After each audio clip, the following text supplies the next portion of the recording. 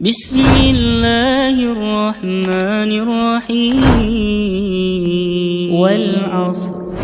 Innal insana lafi khusr illa alladhina amanu wa 'amilus salihati wa tawasaw bil haqq wa tawasaw bis sabr.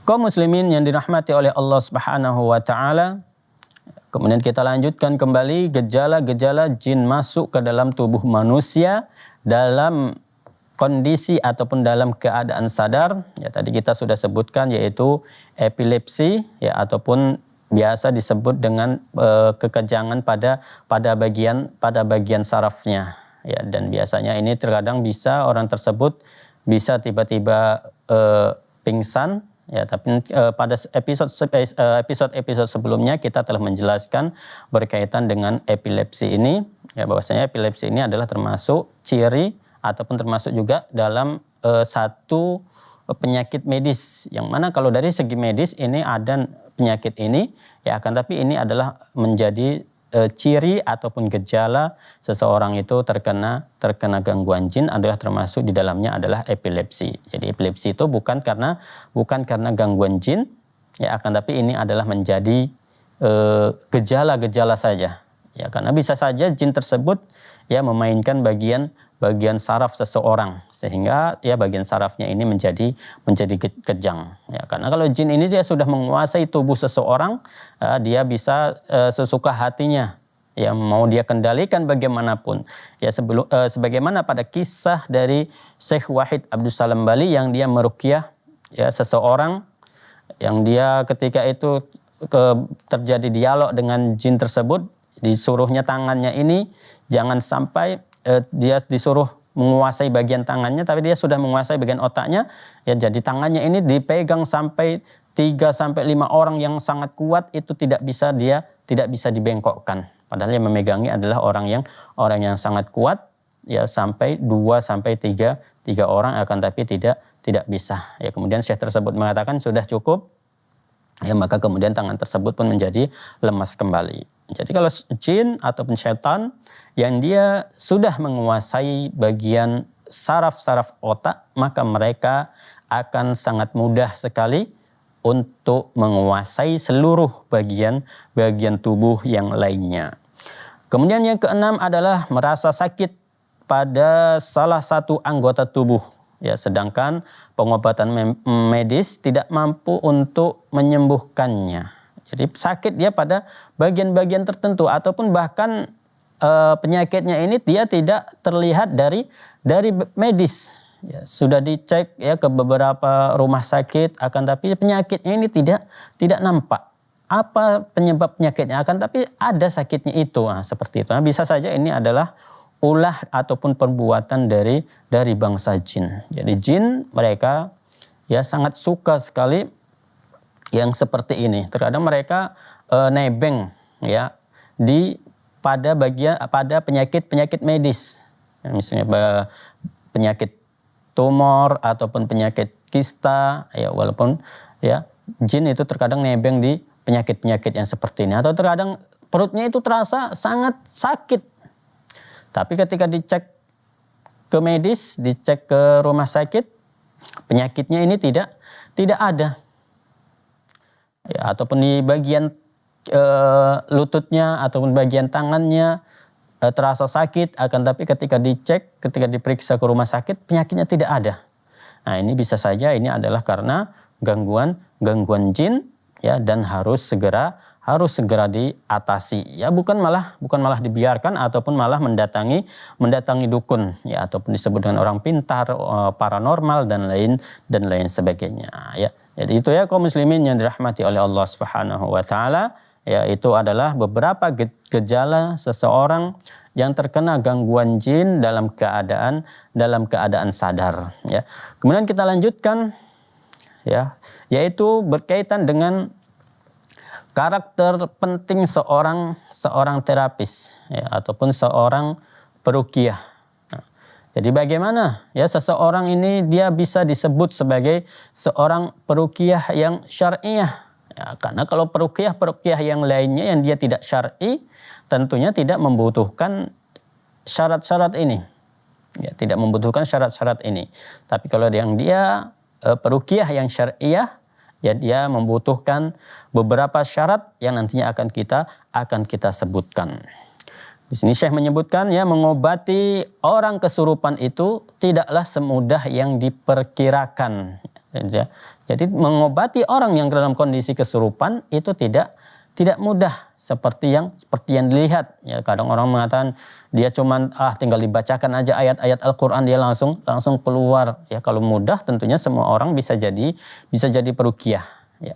Walaupun ya pada asalnya ruqyah ini adalah sangat mudah, tapi ruqyah yang dia ruqyah untuk mandiri, ya, ruqyah untuk diri sendiri ini dia yang mudah. Ya, tapi ketika meruqyah orang lain, ketika kita tidak mengetahui teknik-tekniknya, ya tidak mengetahui bagaimana seseorang itu bisa disebut sebagai peruqyah yang syar'iyah, ya, maka ini akan sulit sekali.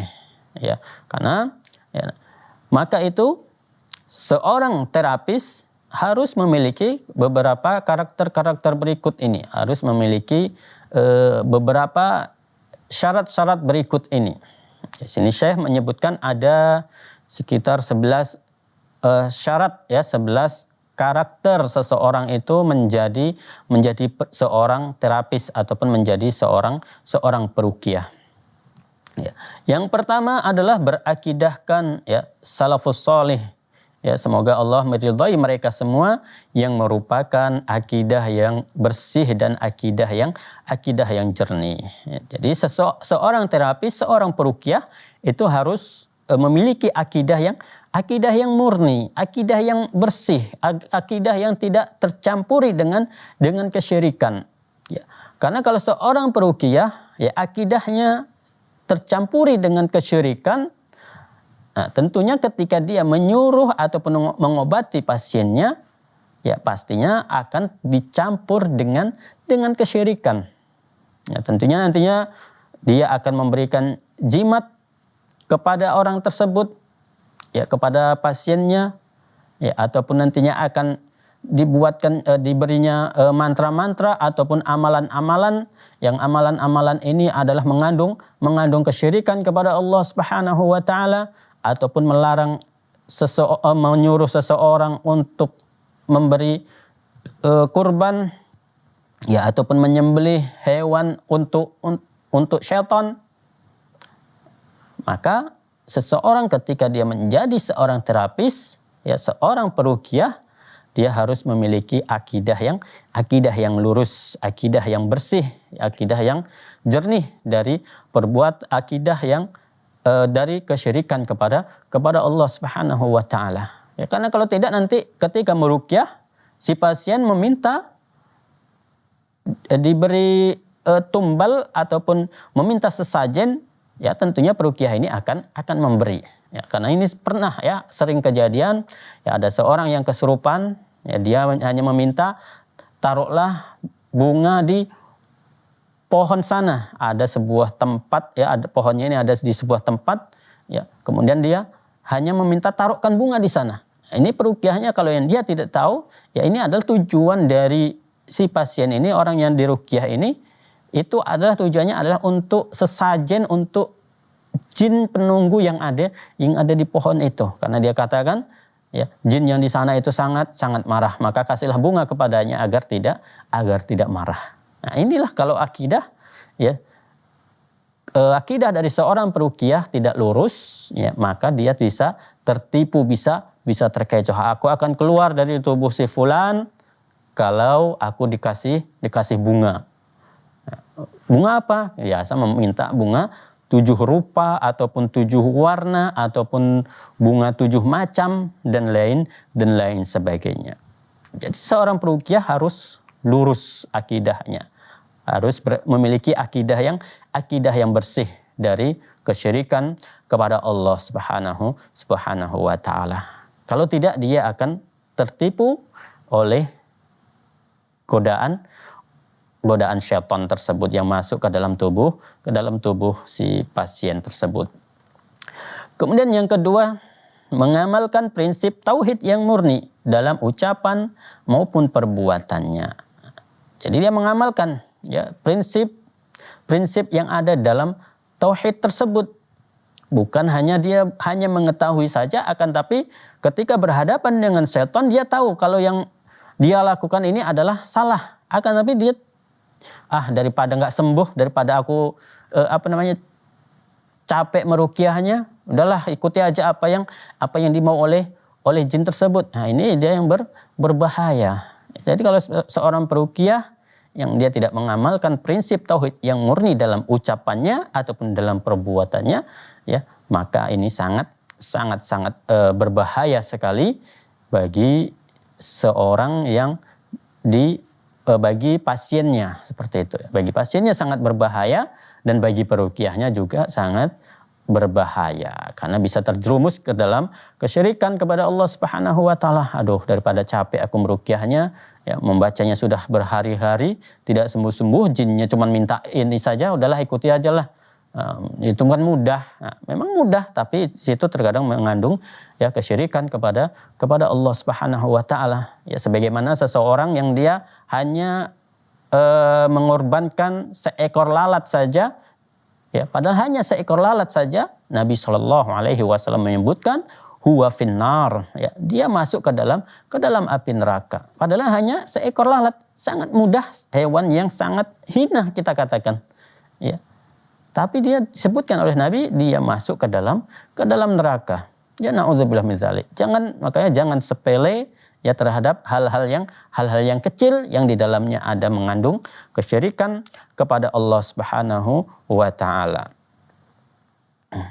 Ya, kemudian ya karakter yang selanjutnya yaitu meyakini bahwasanya kalamullah ya ataupun Al-Qur'an itu tidak memberikan pengaruh terhadap jin dan syaitan kecuali atas izin dari Allah Subhanahu wa taala. Jadi bacaan-bacaan yang kita bacakan ini tidak memberikan pengaruh, tidak memberikan reaksi apa-apa kecuali atas izin dari Allah Subhanahu wa taala. Ya. Jadi jin tersebut mau keluar dari tubuh seseorang ataupun tidak, ini semuanya adalah izin dari Allah Subhanahu wa taala. Ya, akan tapi Allah Subhanahu wa taala ya telah menjanjikan bahwasanya wa nunazzilu minal qur'ani ma huwa syifa. Bahwasanya kami telah menurunkan Al-Qur'an adalah untuk obat. Ya.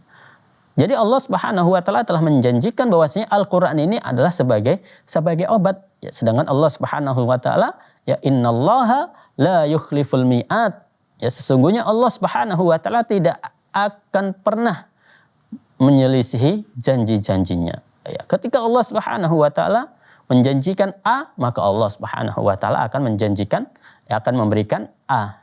Ketika Allah Subhanahu wa taala menjanjikan B, maka Allah Subhanahu wa taala akan memberikan B tersebut. Jadi apa yang dijanjikan oleh Allah Subhanahu wa taala yaitu akan ditepati oleh Allah Subhanahu wa taala ketika orang tersebut memang mengikuti apa yang telah diperintahkan oleh Allah Subhanahu wa taala.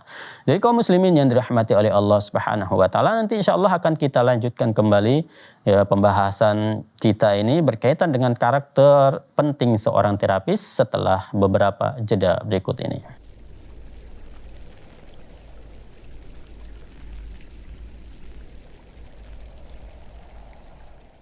الحمد لله رب العالمين